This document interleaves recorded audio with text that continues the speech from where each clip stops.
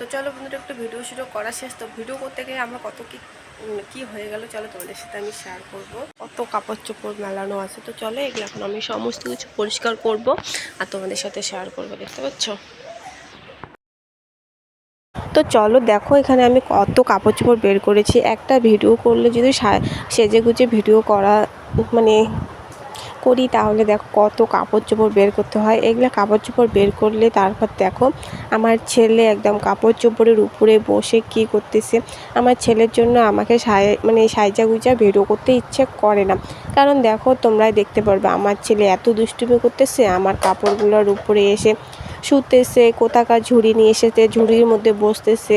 তো ঝুড়িটা দেখো ক্যামেরা ধরে টানাটানি করতেছে, কি বলবো। তারপরে এমন আমার রাগ উঠে যাবে, আমাকে জুতা দিয়ে একটা দিবে ঢেল। তারপর ওকে জুতাটা ওইদিকে দিছি, দেওয়ার পর ওকে একটা পাচার মধ্যে দিয়েছি থাপ্পড় বসায়। তবু ও কিন্তু দুষ্টুমি কমায়নি, তোমরা দেখতে পারবে। আমার ছেলে আমার সাথে এত দুষ্টুমি করে না, আমার ছেলের দুষ্টুমিতে আমার আর ভিডিও করার এনার্জিটাই থাকে না, সেটা আমার চলে যায় যে ভিডিও করব। তো কোনো দিন রাগের ঠেলায় আমার ছেলেকে যখন মারি তখন মনটা খারাপ হয়ে যায় আর ভিডিও করাই হয় না। তো চলো আমাকে তোমরা একটু সাপোর্ট করে দিও। দেখো কি জোরে বৃষ্টি হচ্ছে আমাদের এদিকে, প্রচুর আওয়াজ, এমন বৃষ্টি কি আর বলবো। তারপর দেখো এটা কিন্তু সকালবেলা, দেখো সকালবেলা আমাদের গেটের সামনে জল চলে এসেছে। আর দুপুরবেলা হতে হতে এদিকে আমাদের জল ভরপুর হয়ে গেছিলো। এত জল হয়ে গেছে কি আর বলো, বন্যাতে আমরা ভেসে যাচ্ছি। জানি না আমাদের কি হবে, বাচ্চা কাচ্চাকে নিয়ে এত বন্যা।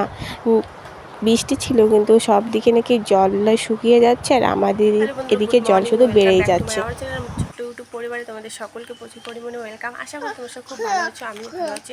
তো আমার ছেলে এই যে নিয়েছে খাবে বলে আমাকে বলেছে খুলে দিতে। তো চলো তোমাদের সাথে আজকে একটা জিনিস শেয়ার করবো। আমাদের দিকে একদম চারিদিকে বন্যা উঠে গেছে। তো চলো সেটা তোমাদের দেখাই। এই যে দেখো জল, চারিদিকে শুধু জল জলে, দেখো আমাদের ঘরের পিছনে। তোমাদের সামনেটাও দেখাবো, তো চলো। তো এই যে দেখো কত বড় জল হয়ে গেছে চারিদিকে, দেখো চারিদিকে কত বড় জল হয়ে গেছে। এখানে কিন্তু আমাদের এক হাঁটু জল হয়ে গেছে। তো এই জল পার করে আমি আবার যাব অন্নপ্রাশন বাড়িতে। আবার রথযাত্রা অন্নপ্রাশন একদিকে, কিন্তু অন্নপ্রাশন বাড়ি যেতেই হবে। তাই ওদিকে একটু রথযাত্রা ঘুরে গেছি, শাড়ি উপরে তুলে তারপরে এই জল পার হতে হয়েছে আমার। কি বলবো, এক হাঁটু জল, কিছু করার নেই, যেতেই হবে।